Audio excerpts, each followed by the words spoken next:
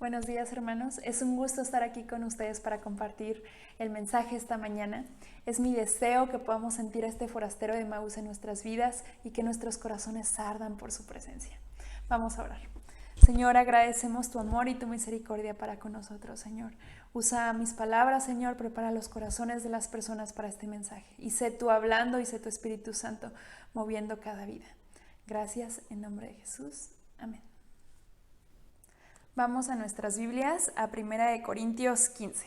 Es uno de mis capítulos favoritos porque ahí se centra la esperanza que tenemos en Cristo. Entonces vamos a empezar leyendo del 1 al 9. Dice: Además os declaro, hermanos, el evangelio que os he predicado, el cual también recibisteis, en el cual también perseveráis. Por el cual, asimismo, si retenéis la palabra que os he predicado, sois salvos. Si no, creéis en vano. Porque primeramente os he enseñado lo mismo que recibí, que Cristo murió por nuestros pecados conforme a las Escrituras, y que fue sepultado y que resucitó al tercer día conforme a las Escrituras, y que apareció a Cefas y después a los 12. Después apareció más de 500 hermanos a la vez, de los cuales muchos viven aún y otros ya duermen. Después apareció a Jacobo, después a todos los apóstoles, y al último de todos, como un abortivo, me apareció a mí, porque yo soy el más pequeño de todos los apóstoles, que no soy digno de ser llamado apóstol porque perseguí a la iglesia de Dios. Entonces aquí vemos la centralidad del evangelio y de todas las escrituras, y me encanta cuando estaba estudiando y cuando estaba preparando el mensaje, había tantos versículos, y porque sobre todo en este capítulo Pablo habla de tantas cosas y cosas tan profundas que no vamos a tocar todo, vamos a tocar solo algunos puntos. Espero ser lo suficientemente clara y poder mostrar lo que Dios quiera. Entonces vemos en el versículo 4 que dice... porque primeramente os he enseñado lo que recibí, que Cristo murió por nuestros pecados conforme a las Escrituras, que fue sepultado y que resucitó al tercer día conforme a las Escrituras. Entonces esa es la centralidad del evangelio: Cristo murió y Cristo resucitó. Él es el Cordero y es el León, y lo estamos esperando. Pero también quiero que pensemos en algunas cosas mientras leemos esto.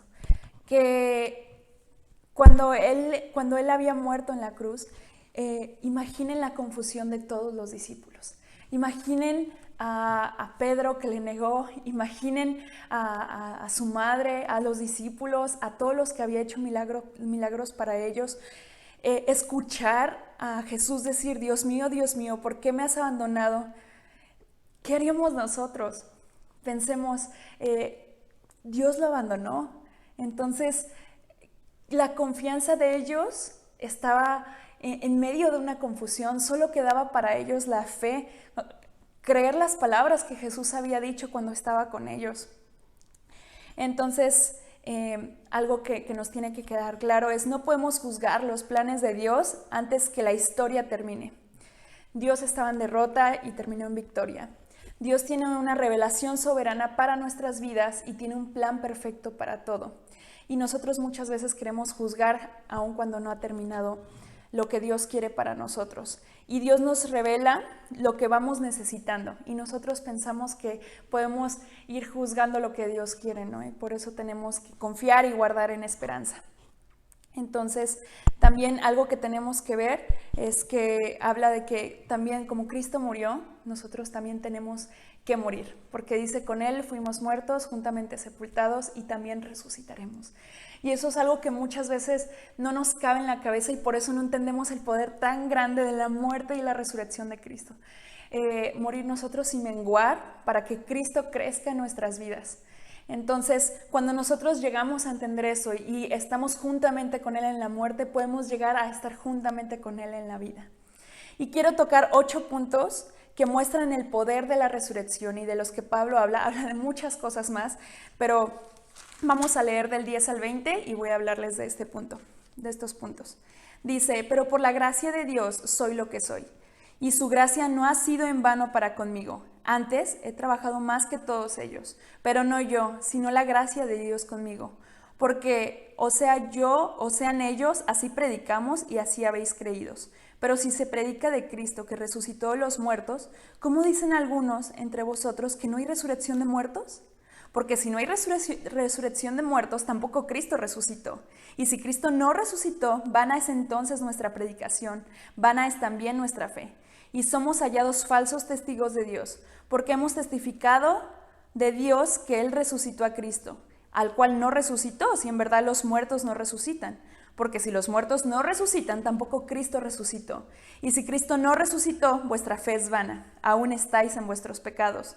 Entonces también los que durmieron en Cristo perecieron. Si en esta vida solamente esperamos en Cristo, somos los más dignos de conmiseración de todos los hombres.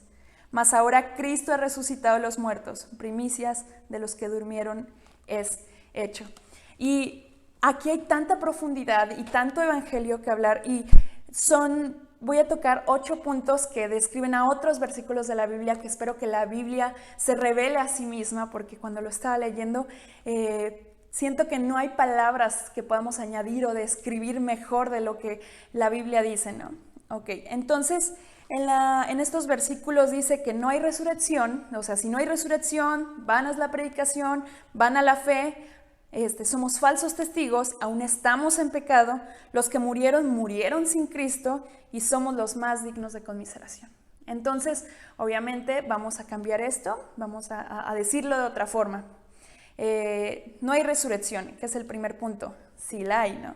En Marcos 16:6 dice, no asustéis, buscáis a Jesús Nazareno, el que fue crucificado, no está aquí. Entonces Jesús resucitó, sí hay resurrección.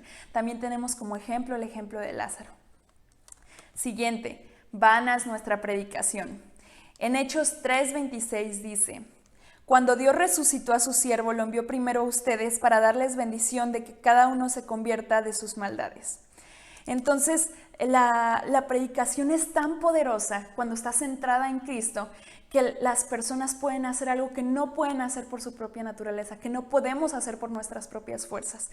La predicación, como tienen poder en la resurrección de Cristo, transforma vidas, transforma corazones, y ese es el milagro más grande que puede haber en una persona. Cambiar su vida y ser transformado totalmente en Cristo. Siguiente punto. Se me brincó uno. Cristo no resucitó. Vamos a Romanos 6:9-10.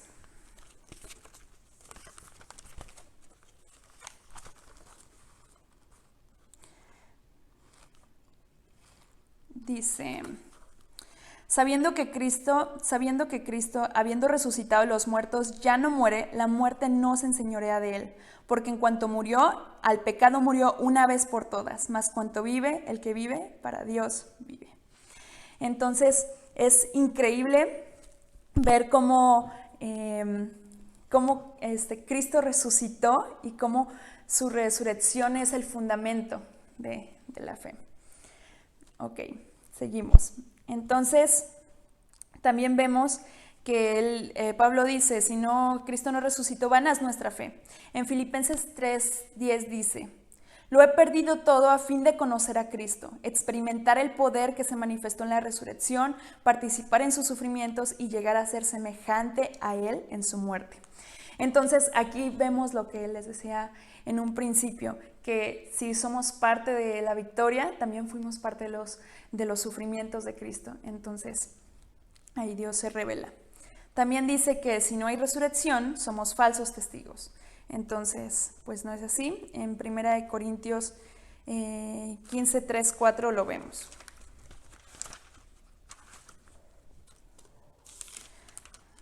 Dice, porque primeramente os he enseñado lo mismo que recibí, que Cristo murió por nuestros pecados conforme a las Escrituras, que fue resucitado al tercer día conforme a las Escrituras. Entonces, porque os he enseñado lo mismo que recibí. También dice otro punto, si Cristo no resucitó, aún estamos en pecado. Vamos a Romanos 5:8-10. Dice, mas Dios muestra su amor para con nosotros en que aun siendo pecadores, Cristo murió por nosotros. Pues mucho más, estando ya justificados en su sangre, por él seremos salvos de la ira. Entonces, vemos también cómo ya no estamos en pecado gracias a Cristo. Vencimos la muerte espiritual, pero por medio de él, por su sangre. Otro, los que murieron sin Cristo. En Mateo 28:20 dice, estaré con ustedes hasta el fin del mundo. En Apocalipsis 26 dice, dichosos los que tienen parte en la primera resurrección, porque en la segunda muerte no tiene poder sobre ellos. Entonces, el siguiente punto dice, somos dignos de conmiseración de todos. Y vamos a Romanos 8, 33, 35. Dice, ¿quién acusará a los escogidos de Dios? Dios es el que justifica. ¿Quién es el que condenará? Cristo es el que murió, más aún, Él también resucitó. El que además está a la diestra de Dios, el que también intercede por nosotros. Entonces, si tenemos a Cristo, dice, ¿qué nos va a separar de Él? Entonces, si hay resurrección, nuestra predicación tiene sentido, nuestra fe está fundamentada, somos testigos de Cristo, el pecado ya no nos gobierna y cuando muramos, Dios nos va a resucitar. Y gracias a Cristo tenemos una esperanza viva. Y saben, algo que me encanta del cristianismo, del cristianismo bíblico real, es que nuestra fe no está basada en lo que alguien nos diga, ni en lo que nosotros sintamos que sea real. Está basada en un Cristo que vino, murió y resucitó.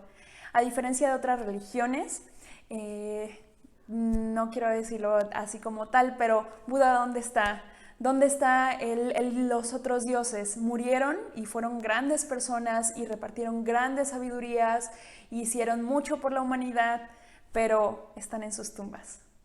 Y al Dios al que nosotros alabamos y glorificamos no está en su tumba, sino que resucitó. Y eso hace que nuestra esperanza sea viva y sea poderosa. La resurrección tiene el poder más grande y más fundamental en nuestras vidas para poder continuar en Cristo. Y también me gustaría compartir con ustedes un versículo en 1 de Pedro 3:21 que dice, el bautismo que corresponde a esto ahora nos salva, no quitando las inmundicias de la carne, sino como la aspiración de una buena conciencia hacia Dios por la resurrección de Jesucristo. Y antes, al principio de la carta, dice, bendito el Dios y Padre nuestro, Señor Jesucristo, que según su grande misericordia nos hizo renacer para una esperanza viva, por la resurrección de Jesucristo de los muertos, para una herencia incorruptible, incontaminable y inmarcesible, reservada en los cielos para vosotros. Entonces, es muy grande lo que Dios ha hecho por nosotros, y algo que nos queda claro es que no puede ser por nuestras propias fuerzas. Lo que sembramos en carne se cosechará, pero lo que sembramos en el Espíritu, como lo dice en Romanos 8, en Espíritu, se cosechará. Y también en Marcos 12 y 13, durante estos dos capítulos, se habla de que Dios no es un Dios de muertos, Dios es un Dios de vivos. Y que estemos atentos para saber cuándo es el tiempo de su venida. Y eso es lo que nos mantiene firmes en esta esperanza de Cristo. Me encanta la parábola de las 10 vírgenes, porque ellas están en espera del novio y una de ellas dice, déjame, voy por mi aceite, y se va y se pierde las bodas del Cordero. Y uno de mis deseos más grandes es que yo no vaya por aceite a decir, déjame, ahorita vengo, me alejo poquito del cristianismo, quito mi vista de Dios, de Cristo, y me pierdo la gran boda, ¿no? Por eso es que tiene que estar nuestra esperanza en Dios y en Cristo, y eso es algo que a mí me motiva mucho. ¿Por qué? Porque no podemos hacer nada para agradar más a Dios por nuestras propias fuerzas, como hemos estado viendo en el estudio de Gálatas. No podemos hacer más, porque fue por Él y por su gracia que estamos en Cristo. Y eso es suficiente. Y hay un versículo que me encanta también que dice, les dejo mi gozo para que mi gozo sea completo. Y aparte también dice, fluirán como ríos de agua viva. Entonces no es algo pequeño, no es algo que nos llena por un rato, sino que es algo que es completo y nos llena para toda la vida. Y eso es lo que nos debe animar a estar firmes en Dios y en no mover nuestra mirada. En tener el pie en la espera, esperando al novio y a estas bodas, ¿no? Y es increíble de verdad lo que Dios hace en nuestras vidas. Y Para finalizar, quiero ir a 1 Corintios y leerles el versículo 55 a 58. Dice: ¿Dónde está, oh muerte, tu aguijón? ¿Dónde, oh sepulcro, tu victoria? Ya que el aguijón de la muerte es el pecado y el poder del pecado la ley. Mas gracias sean dadas a Dios, que nos da la victoria por medio de nuestro Señor Jesucristo. Así que, hermanos míos, amados, estad firmes y constantes, creciendo en la obra del Señor siempre, sabiendo que vuestro trabajo en el Señor no es en vano. Entonces, aquí tenemos donde está el punto de nuestra fe. Y pues esperemos al Cordero y al León y cantamos y le alabamos por quien Él es y todo lo que hará. Doy gracias por poder compartir este mensaje con ustedes. Y quiero leerles una frase antes de: por el gozo que se nos presenta en la resurrección, soportamos el costo de este amor. Vamos a orar. Señor, te damos gracias por tan grande misericordia, Señor. Sabemos que oramos a un Dios vivo, no a un Dios de muertos. Y agradecemos porque moriste por nosotros y resucitaste, Señor. Gracias por darnos esperanza tan grande y darnos un gozo completo en ti, Señor. Ayuda a que nuestras vidas se centren siempre en ti, en tu palabra, Señor, y que siempre podamos glorificarte y adorarte en espíritu y en verdad como tú quieres, Señor.